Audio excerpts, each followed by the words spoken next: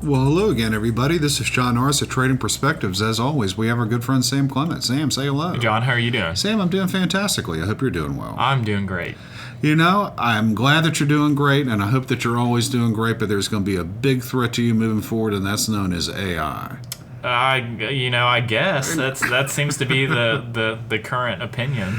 You know, over the last several years, for a while, the biggest question I would get would be regarding cryptocurrencies, and now it seems like everyone's just laser focused on what AI's impact is going to be on the economy.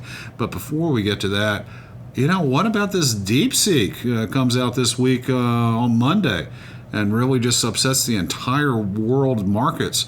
And for those of you who just really have not been following the media at all, DeepSeek's I guess an artificial intelligence company that's an offshoot of a venture fund out of Hangzhou, China. And for you, if you're not familiar with Hangzhou, well, you are now. It's a metropolitan area in China of about 12 million people, which would make it larger. Small city. Yeah, small city. Makes it larger than Chicago. It's also one of the leading technology hubs in China. So it's not all that surprising that DeepSeek is based there. And the thing is, within the artificial intelligence community, people know who DeepSeek is, but the average American didn't. But really, for all intents and purposes, it upset the apple cart this week when it announced it had made all sorts of advancements for a fraction of the cost and without all the expensive hardware that firms like NVIDIA and others have been producing. And if true, if only a part of it is true, it could fundamentally change how AI is developed moving forward. So, Sam, when I hear something that is when I hear something that is too good to be true, I generally don't believe it, because if it's too good to be true, it typically is. Tell me what you think about DeepSeek. Is it too good to be true? Well, especially when when it comes out of a pretty opaque country in terms of business, and you know, there's an embargo on the top NVIDIA chips that are supposed to be used for these models, and so they're saying they didn't use those. They used some old ones that they had stockpiled or something. Well, the smaller ones that are still out, they're the lesser powerful ones. H800s or something? Yeah, 100s, I think. Yeah. But nonetheless, so you're getting this info, whether it's true or not, and you know, the ChatGPT people are saying, yeah, they used our proprietary, you know, algorithms or what have you. And, you know, I'm already starting to venture into a space that I'm not an expert on. But I think the point is, you know, we do that with some regularity. Yeah, well, that's just a normal Thursday. But, you know, this is, so there's this opaqueness that you don't really know what's true or what's not, but it seems like, I mean, it's clearly was a significant step. There was some efficiencies, and I think it may be this next iteration of using other models to become more efficient. And what that means or could mean clearly freaked the market out on Monday, because it was relatively focused towards those areas and sectors that would be impacted by this, and maybe lower cost or, you know, lower margins, what have you. And then the market just kind of rebounded Tuesday and felt largely back to normal. Well, in a lot of ways, some of the bigger AI players like NVIDIA is still not back to where it was. And really the problem with what DeepSeek announced isn't a problem in terms of advancements in AI technology. It's just how it's developed. Right now it's been very hardware heavy and requiring a lot of very expensive equipment from NVIDIA and others. And what DeepSeek is saying is, you know, we can use a lot of software and a lot of stuff that's not all that as expensive. So that presents a problem, because we, you know, in the markets have invested so heavily in the, for lack of a better word, hardware suppliers, that when someone's coming out saying, I can basically do what you're talking about here, but I don't need all this expensive equipment, people start to get worried whether or not they've spent their money wisely. And I get that, but, you know, again, this is not an area that I could speak to every aspect. Which is the reason why you're doing a podcast about it, as opposed to actually developing. My first takeaway from this is, we've seen, and we've already seen it from some of these big tech companies, reiterating how much they're going to be spending on those. And tens and tens of billions of dollars from these companies. The U.S. government's talking about hundreds of billions. Yes, and I'm saying for individual companies, I mean, 30, 40, 50, 60 billion dollars of capex all towards this. Meta said that this week. Right, and I don't believe that we have reached a point where those companies are all wrong, and this opaque information we are getting from a Chinese company is correct. I mean, NVIDIA was even optimistic and talking about the benefits of what DeepSeek is doing and being able to learn from previous models and becoming more efficient. And we saw the Microsoft CEO talking about Jevons paradox, which is, as things get more efficient, prices go down and demand goes up. And, so and I think the rebound in the markets Tuesday kind of reiterated that. We saw the large, more transparent U.S. tech companies and NVIDIA, who's supplying all of this to everybody, come out and say this isn't a bad thing. There's some efficiencies. Maybe they took some of what we were already doing and spent billions of dollars on, and maybe they're not being fully transparent, and maybe they're using more powerful chips than they say they are, which we've had a few people say. That this is net really just a good thing, and that seems to be where NVIDIA's not back to where it was, and there's still probably some skittishness, and there's continued embargo talk with the Trump administration as far as that goes. So all in all, I think the market has kind of digested it as well as it probably could have, going from this worst case scenario. Margins are going to collapse. Nobody needs NVIDIA chips anymore, and then you see all the big companies come out and say, from what we know, spit out the bones. There's a lot of good that comes from this. We're going to continue to do what we're doing because they're the best and the brightest, and that's what they see the future as. All right. Well, thank you all for listening. Sam just it's almost a drop the mic moment, but I'm going to tell you a little analogy that I used with someone here regarding what DeepSeek had to say, and it's not perfect, but I think it's okay for the average person at an average function talking about this type of stuff. Certainly, I'm not a technological expert when it comes to designing AI. And what I'm about to say, my friend Sam will probably be listening and probably be screaming at the podcast, telling me to shut up, and then he'll send me a text telling me I need to shut up. But the analogy that I used was, imagine we're starting off imagine people are building race cars, right? And that's the only technology we have for automobiles, race cars. We're talking about like Formula One or IndyCar. We're talking about IndyCar type stuff, and that's what all the teams are buying. Just like, my gosh, we're going to spend tons of money on these expensive cars, and then there's this some guy. We all know who he is. He's a mechanic. Comes out and says, "Hey fellas, I've been able to build a decent car over here for a heck of a lot less, and it'll go around the track fine. It'll do great. However, and it's a lot cheaper. However, the people that are building the Indy cars are going, hey, I hear you, and I agree with you, and it's pretty cool. I want to find out what you're doing, but I've got a race I've got to win here." Also, in that example, I would say that second mechanic engineer person learned a lot from the baseline of what's happened with the other cars, and they're not saying I need to learn how to create a car. The information and the template's there, and it's doing a better version of it or learning from that. And so, again, I think the reaction we've seen once everyone took a breather for a few hours in the market has been optimistic. This is, I just don't believe that this cost $5 million like they said. Oh, no. There's just no way, and they can't. We've seen other AI CEOs who are. What is that, like 1/20th what Otani's going to get paid next year? I can't. For life-changing technology. I can't buy you a commercial real estate building in Birmingham. Well, they sold the AT&T tower for $28 million. So I have a hard time believing it. This supposedly world-changing, life-changing. Civilization change. Yeah. For $5.6 million bucks. By a couple of guys in Hangzhou, China. Yeah. Guess what we did, fellas? Meanwhile, Amazon, Meta, Microsoft, NVIDIA, Microsoft CEO saying, "I'm good for my $80 billion on this." And we did it for $5 million. So there's this. It just sounds so absurd to me. And so maybe they're just stealing some information from ChatGPT. I really wouldn't be unlike those guys to do anything like that. But it just, they are not creating a new proprietary thing for $5 million that Microsoft, that Apple, that Amazon, the 5 biggest companies in the world, are spending tens of billions of dollars each on. End of story. I would tend to agree with you on that, without a doubt. Matter of fact, I do agree with you on that, because no matter how many times people will say this time is different, whenever something is too good to be true, it almost always is. And this is simply too good to be true. Not to say that that they haven't made some cool advancements, that people won't adapt to that. However, it's not necessarily the be-all and end-all. It's not going to kill NVIDIA. It's not going to kill Meta. It's not going to kill all these people.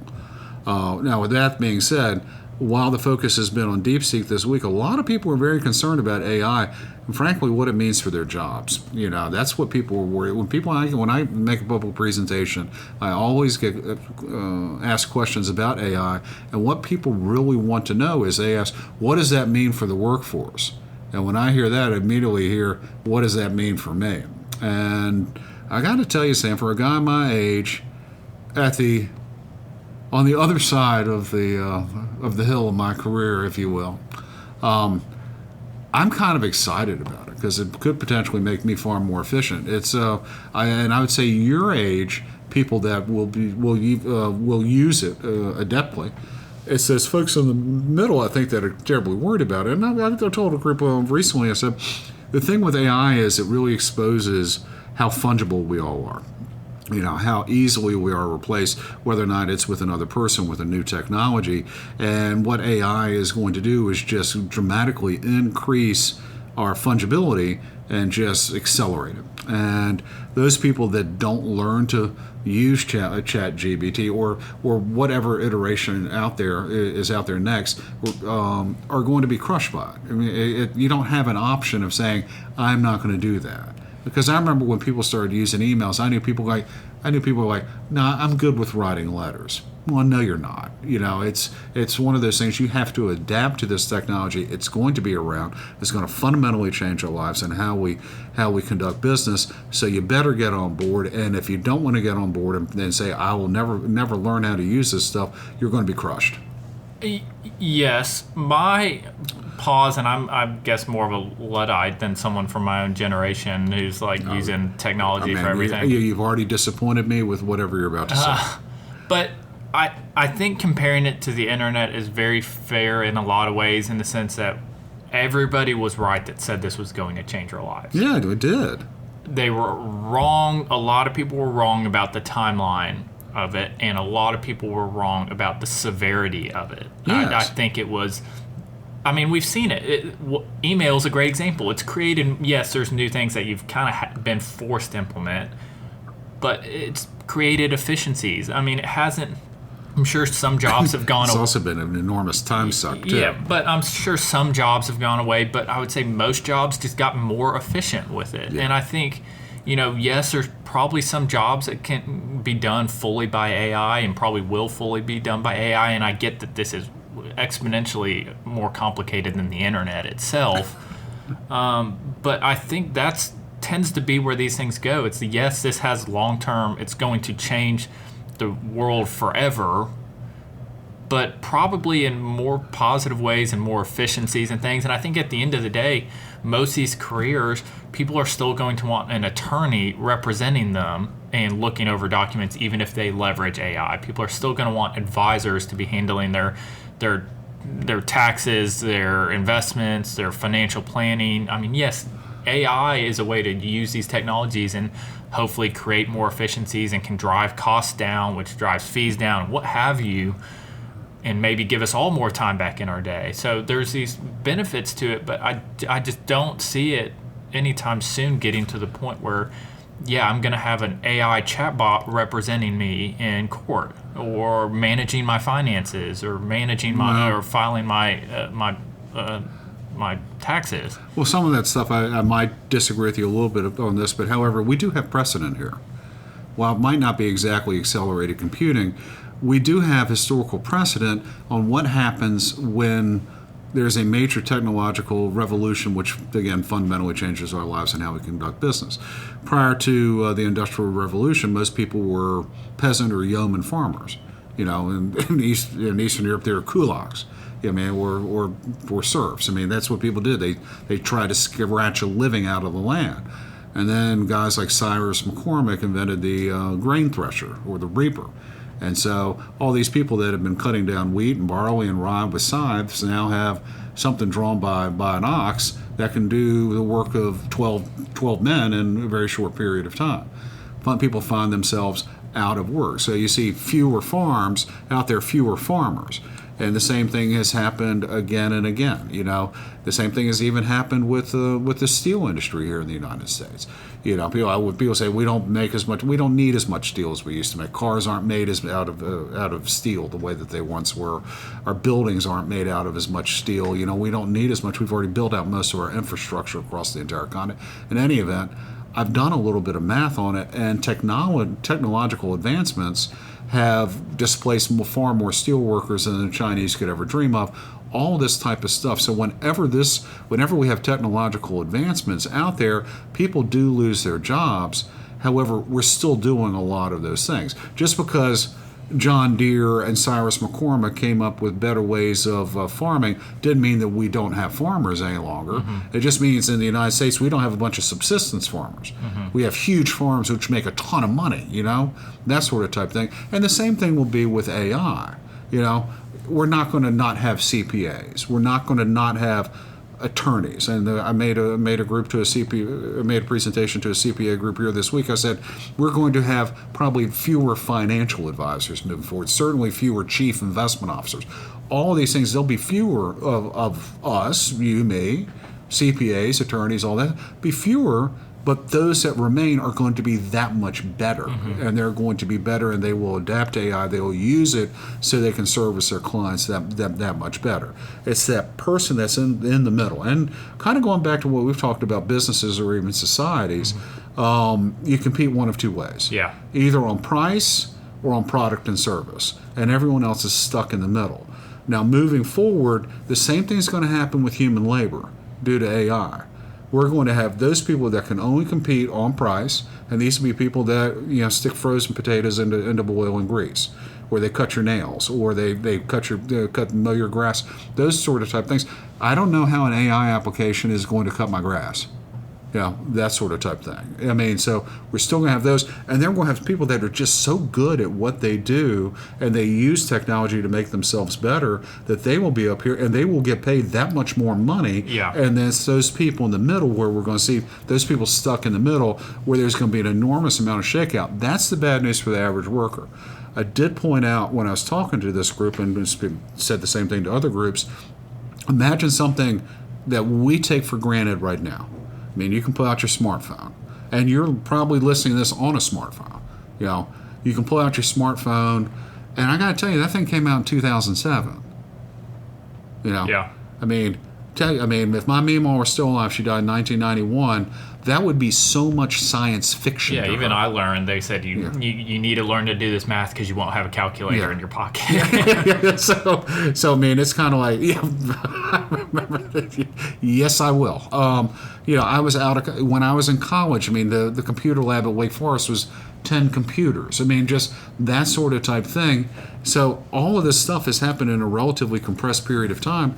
What changes AI is going to bring to us in terms of services and goods, I can't predict right now, but I'm going to try to figure out, those things that are out there that are so much science fiction here today. Again, historical precedence that says just because we have a technological revolution that puts some people out of work in the short term doesn't mean that there won't be other goods and services that the technology produces that will employ them, and we're going to continue to vault forward. Yep.